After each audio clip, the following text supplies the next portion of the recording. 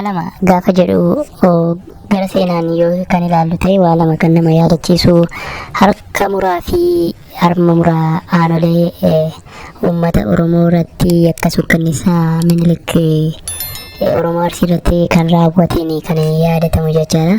Uummata Oromoo Arsii bakka aanolee jedhamutti walitti qabuun dhiirarraa harka mirgaa dubartiirraa immoo harma muruun gocha sukkannisaa kanarratti kan raawwataa ture Minilik seenaan kan yaadatu jechuudha. Sirbi kunis kan irratti tarii xiyyeeffachuu danda'a waan hin beekuun qabu garuu walama gaafa jedhu walama seenaa keessatti kan itti yaadatamu harka muraa fi harma muraa kan jedhamu ni beekama jechuudha. Walama maaliif akka jedhe kana sirba isaarraa kan dhaggeeffannu ta'a jechuudha.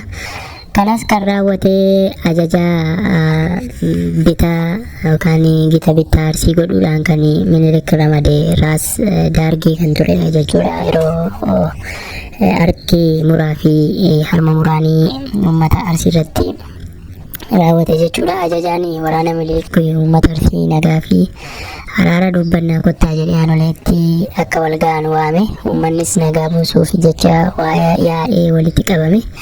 Yeroo kana karaa dhiphoo keessa nama tokkoon akka darban itti himame. Yeroo namootni karaa dhiphoo kana keessa darboon achitti kan isaan qabuudhaan warra dhiiraarraa harka mirgaa muranii morma isaaniitti fannisanii galleessisanii dubartoota irraa immoo harma muranii mormatti rarraasanii namoonni guyyaa sana achitti walitti qabaman tilmaamaan yoo xiqqaate haga nama 1,000 yoo ta'an barreessitoonni tokko immoo hanga 8,000 illee baay'achuu danda'u jechuudhaan kan barreessanii jiraatu jechuudha. Uummanni nagaa dubbachuu fi nagaa buusuudhaa fi qe'eerraa yookaan immoo bakka isaarraa buqqa'ee waan dhaqeef ofirraa ittisuuf illee meeshaa waraanaa hin qabanii turan jechaadha. Gocha harka muraa fi harma muraa aanolee kanatti. Akka kanaan egaa gochaa kanaan warri Habashootaa kan raawwatanii uummata Arsii haaloo ba'uuf salphisuu fi uummanni Arsii leenjisoo diigaan durfamuu waggaa 8 fi loltoota Minilik mo'ee waan ofirraa isaan deebiseef kan haaloo ba'uuf kan kun godhame jechuudha akka seenaan himutti. Sirbi kunis tarii waa'ee kana irratti hundaa'u waan beekuun qabu gama kootiin garuu walama gaafa jedhu seenaa keessatti sammuu namaatti kan dhufu harma muraa fi harka muraa aanolee ta'uu dagachuun nurra hin jiraatu jechuudha. Akkam jirtu uummanni koo biyya keessaa biyya alaa jalqaba irratti baga ayyaana jaallatamaaf kabajamaa ayyaana irreechaa kan bara kanaatiin nagaan keessan maarree ani mucaan keessan hojii artii Oromoo keessatti kennaa rabbi naaf laateen waggoota muraasa dura gara addunyaa artiitti dabalamuun hojiin ani kanaan dura gumaachaa isiniif godhaa ture akkasiin gammachiisee hamilee keessaniin natti agarsiisaa jirtu. Hamileen keessanis anis jajjabaadhee as gaheeraa na simachuu keessaniif yeroo kamuu akkam boonu isiniifin ibsaa. Irra deebiin hojii walama jedhu waggoota lamaan kana hojjechaa kanan ture kunoo amma isiniif dhufeera. Kanaaf akkasiin bira gaheen dhaggeeffattanii akkuma kanaa duraatti yaada keessan akkanaaf qoodan abdii guddaan qaba. Yaadni keessan galaadha, nama jaaraa, aadaa, duudhaa fi safuu fi seenaa gaarii qabatee akka artii Oromoo guddistuuf gargaara. Galatoomaa isiniin jedha Urgeessaa Isheetuuni. Kun dhaamsa isaa fuulbarruu isaa irratti barreessedha jechuudha. Wallee haaraa walama kan jedhuun akka dhufaa jiru ibsee jira weellisaan kun jechuudha. Anis sirboota isaa lamaan tokko kan inni ittiin daraan beekamu sinin daawwachiisaa.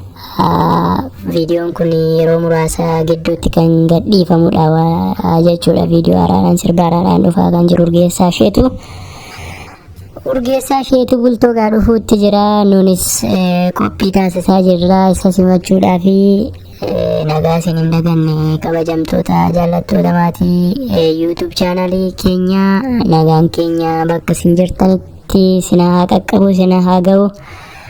Baga ayyaana irreechaa jalbultee ayyaana irreechaa torban irreechaa geessan jecha nus kunoo sirboota isaa darban lamaan irratti xiyyeeffannee isin daawwachiisuutti jira.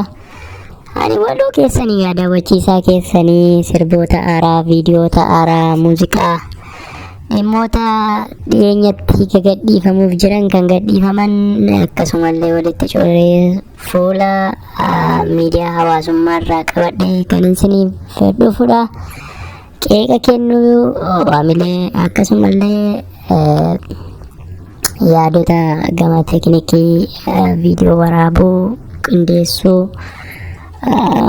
kanaaf kan kana fakkaatanii isinii qabadhee dhufuun kan hin beekamu bifa kaartan animeeshiniin ani waloo keessanii irra deebee baga ayyaana irreechaa nagaan geessanii isiniin jedha. Fi kana fakkaataa waan faana turtii taasistaniif galatoomaa isiniin jechuun barbaada. Yeroo biraatti viidiyoo haaraa akkasuma qabadhee kan hin dhiyaadhuta. Guyyaa biraa kan wal arginu isin laayikii yoo gootan, sabiskiraaybii yoo gootan haaluma salphaanii wal arguu dandeenya jechuudha. Galatoomaa horaa bulaa. Ayyaana irreechaa baga geessanii isiniin jedha irra deebi'ee nagaan.